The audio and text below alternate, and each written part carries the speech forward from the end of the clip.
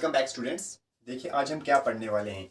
आज हम पढ़ेंगे root mean square value of alternating current कि root mean square value of alternating current क्या होता है और उसका एक्सप्रेशन डिराइव करेंगे। ठीक है, इससे पहले हमने mean value of alternating current पढ़ लिया था। तो आज हम सीखेंगे कि root mean square value of alternating current क्या होता है और RMS value of alternating current.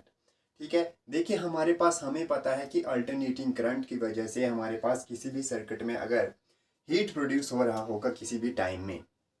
ठीक है, हमने क्या बोला कि जब किसी भी सर्किट में हमारे पास क्या होगा, करंट फ्लो करेगा तो उसमें क्या होगा, हीट प्रोड्यूस होगा।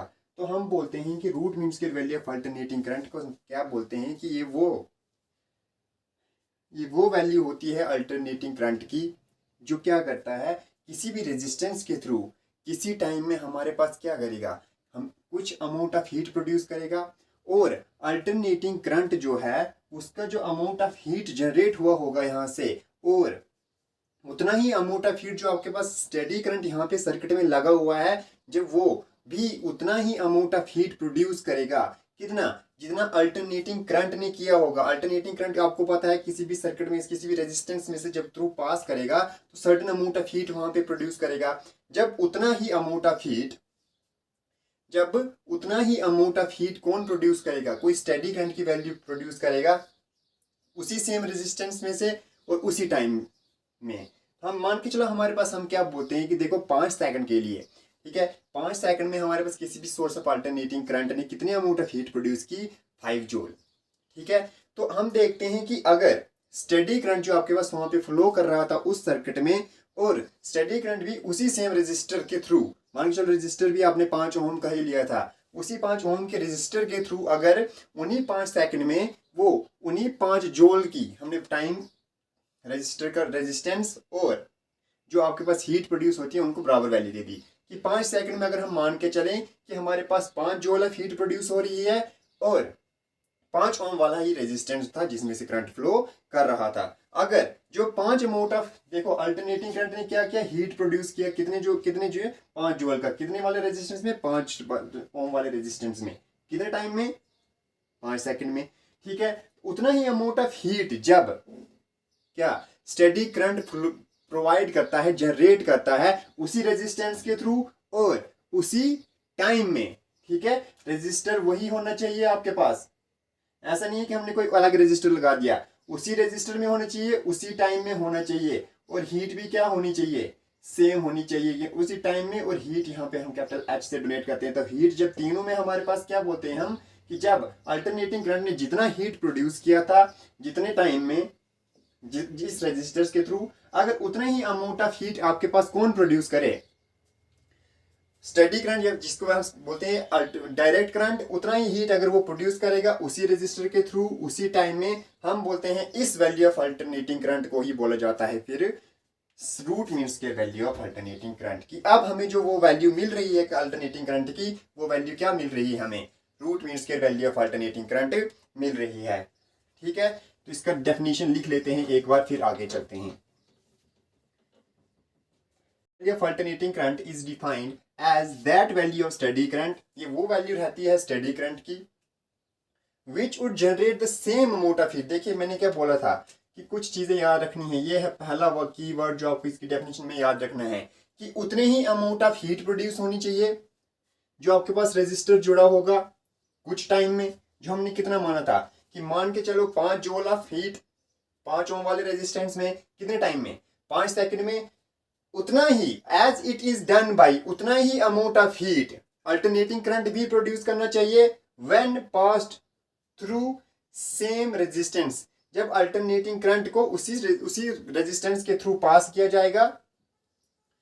वापिस से वही वर्ड, सेम रेजिस्टेंस और सेम टाइम में, कि at it is done by AC when passed through same resistance for same time, कि उतना ही अमाउंट ऑफ हीट किसी रेजिस्टेंस में से जब हमारे पास किसी टाइम के लिए फ्लो कर रहा था, वहां पे जो हीट प्रोड्यूस हो रहा था उतना ही हीट प्रोड्यूस किया होगा जब किसके द्वारा, अल्टरनेटिंग करंट के द्वारा, जब हम उसको पास करेंगे किसी उसी रेजिस्टेंस में से, उसी रेजिस्टेंस में से और उतने ही टाइम के लिए। यहाँ पे भी हम टाइम कितना लेंगे, मान के चलो 5 सेकेंड, और वही 5 ओम का ही रेजिस्टेंस होगा।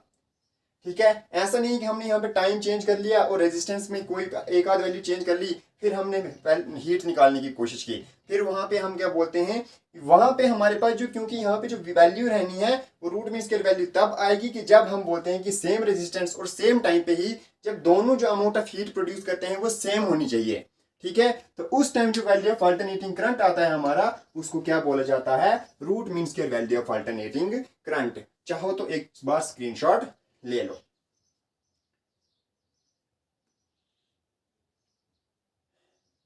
ठीक है, चले आगे। अब इसका एक्सप्रेशन निकालते हैं, root mean square value of alternating का एक्सप्रेशन क्या रहता है।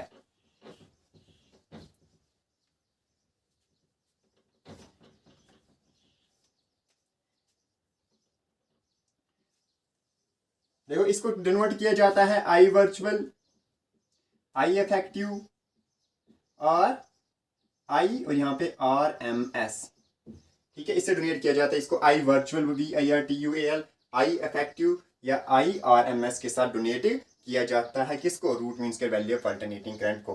देखिए, हमें पता है तो करंट जो है सोर्स ऑफ अल्टरनेटिंग करंट, उसको कैसे रिप्रेजेंट किया जाता है, अल्टरनेटिंग करंट को कैसे रिप्रेजेंट किया जाता है, बाई, हमें पता है I is equal to I0 sine of omega T.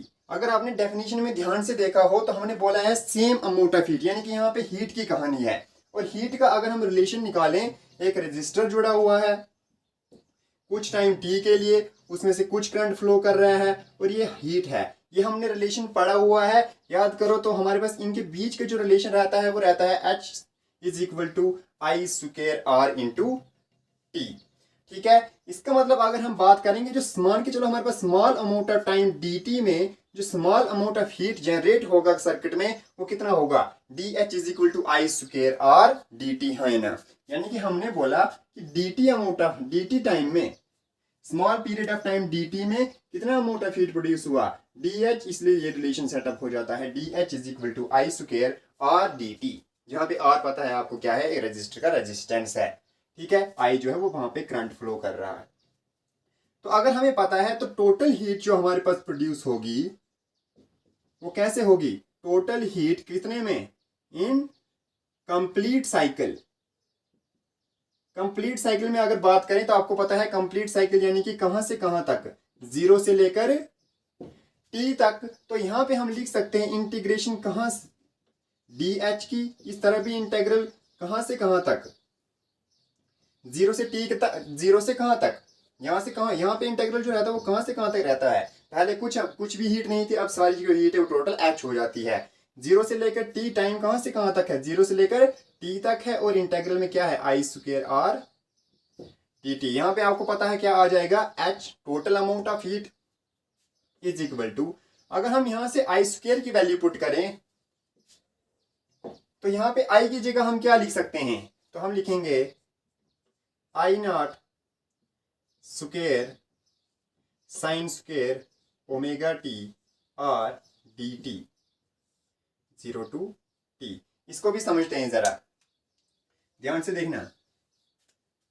I जो है वो हमारे पास I0 sine of omega t है।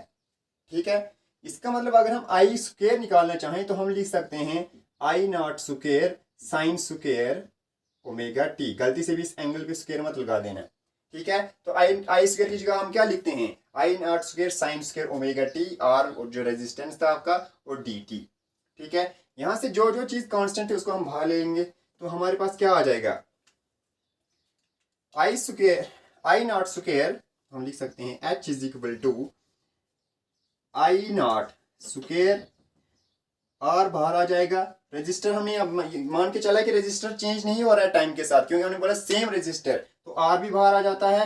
इंटीग्रल किसका, 0 से लेकर t तक sine square omega T dt। Clear है यहां तक।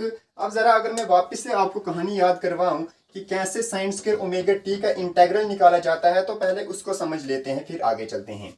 देखो यहाँ पे हम ध्यान से देखें, अगर साइन स्क्वायर ओमेगा टी का इंटीग्रल हम निकालना चाहें तो सबसे पहले हमें पता है साइन स्क्वायर ओमेगा टी जो होता है वो होता है 1 minus cos 2 omega T upon omega. यह आपने फॉर्मूला पढ़ा हुआ है वापस से क्लास 11th के मैथमेटिकल टूल्स में, जहाँ पे आपने पढ़ा था sine square theta is equal to 1 minus cos 2 theta upon 2 लिख रहा हूं मैं यहाँ पे। साइन स्क्वायर थीटा किसके बराबर होता है? 1 माइनस कॉस 2 थीटा अपॉन 2। उसको यहाँ पे उसको आपने ऐसे करके भी पढ़ा होगा, 2 sine square theta is equal to 1 minus cos 2 theta. ठीक है, तो ये रिलेशन अगर हम यहाँ पे पुट करें तो अब हम लिख सकते हैं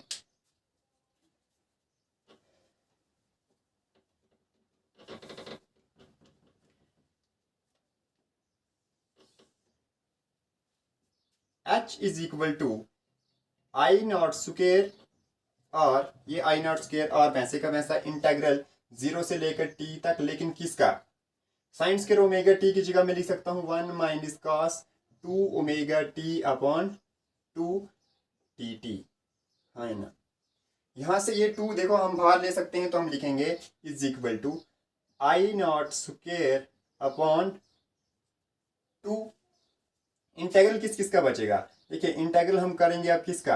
0 से लेकर t तक किसका? 1 dt का, माइनस इंटेग्रल किसका? 0 से लेकर t तक cos 2 ओमेगा t dt का, है ना। ठीक है, इससे आगे अगर हम बात करें तो सबसे पहले इसका इंटेग्रल निकालना सीखते हैं। देखिए इंटेग्रल कैसे निकालेंगे। इंटेग्रल आपको याद हो, अगर integral of cos theta D theta, अगर ये इंटेग्रल होता तो आपको जो फॉर्मूला याद है वो क्या होता सर? हमें पता है इंटेग्रल cos थीटा का कितना होता है? Sine of theta. लेकिन यहाँ पे cos थीटा नहीं है, cos के साथ जो एंगल वो क्या है? ट्वाइस ओमेगा टी है, इसलिए यहाँ पे सबसे पहले तो हमारे पास cos ऑफ क्या है? Twice omega T D T. ये देखो ये जो हमारे पास विद रिस्पेक्ट टू टाइम, यानी कि यहाँ पे साइन तो आना ही आना है, उसके साथ एंगल क्या है?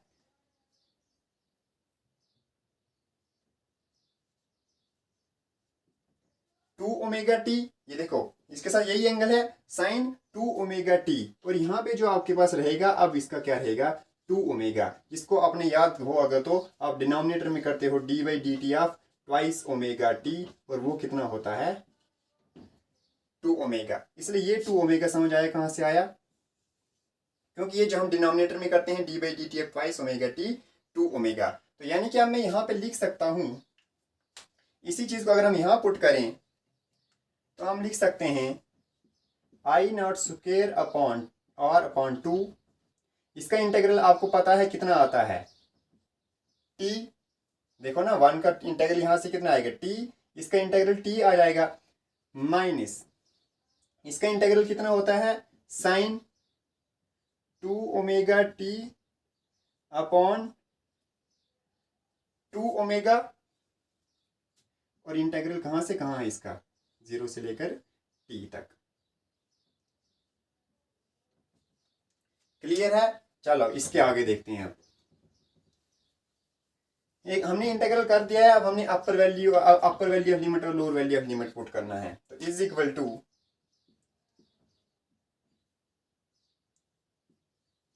ठीक है यहां तक t माइनस, इधर की तरफ अगर मैं चलूं तो मैं लिखूंगा 1/2 ओमेगा।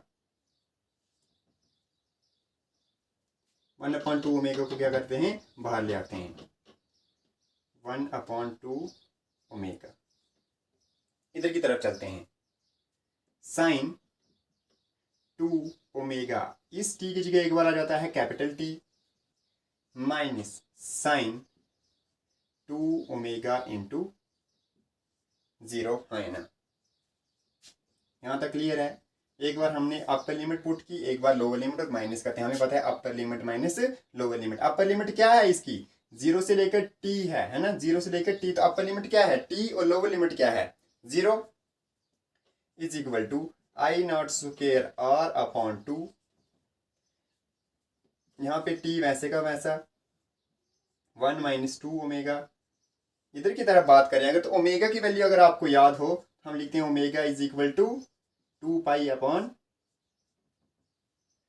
टी, और ये 2 वैसे का वैसा 2 into 2 pi upon T into T, minus आपको पता है यहाँ से ट्वाइस ओमेगा कुछ 0 से मल्टी लग रही थी, यानी कि यहाँ से माइनस साइन कितना हो जाएगा? 0 डिग्री। ठीक है, यहां से टी और टी कट जाएगा तो मैं लिख सकता हूं I not square R upon 2 T minus 1/2 omega को अगर मैं वैसे ही लिखूं तो यहाँ पे मेरे पास आ जाएगा sine of 4 pi minus sine 0 degree. आपको पता है साइन 2 पाई 4 पाई 6 पाई जितने भी वैल्यू क्यों ना हो, आपको पता है ये वैल्यू किसके बराबर होती है, 0 के बराबर। और आपको ये भी पता है साइन 0 भी किसके बराबर, 0 के बराबर। तो इसको इसके साथ मल्टीप्लाई लग जाएगी तो 0 के, तो ये सारी टर्म कितनी हो जाती है, 0। इसलिए हमारे पास यहां से हम लिख सकते हैं कि जो हमारे पास अमाउंट ऑफ हीट प्रोड्यूस होगी एच कंप्लीट साइकिल के लिए वो कितनी हो रही है, आई स्क्वायर आर टी अपॉन 2 है ना।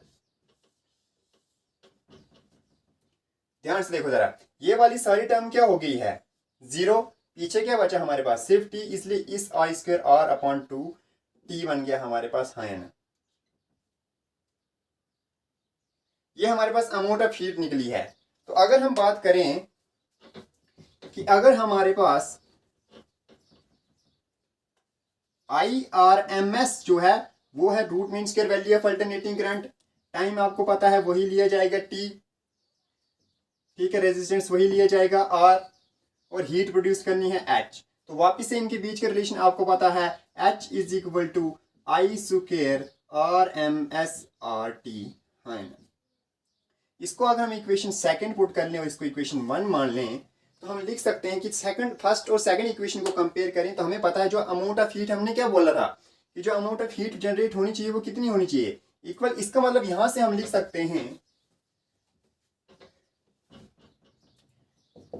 यहां से हम वैल्यू पुट करेंगे, देयरफॉर आई स्क्वायर RMS, ये छोटा RMS यानी कि root mean square value of alternating current RT is equal to इस चीज के बराबर है, वो कितना है, I not square RT upon 2। देखिए यहां से R और RT और RT क्या हो जाता है, कैंसिल। तो देयरफॉर हम यहां से लिख सकते हैं I square RMS is equal to I not square upon 2। और ये छोटी सी बिल्कुल सिंपल सी छोटी सी बात आपको पता है क्या, कि जब हम स्क्वायर को उस साइड ले जाते हैं तो क्या बन जाता है, सर कुछ नहीं बनता, स्क्वायर का स्क्वायर रूट बन जाता है। तो उस तरफ जाके हमारे पास क्या बन जाएगा, आई नॉट स्क्वायर अपॉन 2 का स्क्वायर रूट। यहां से आपको पता है ये स्क्वायर रूट और ये कैंसिल हो जाएगा तो आपके पास क्या बचेगा, आई नॉट अपॉन रूट 2। इसी को बोला जाता है IRMS।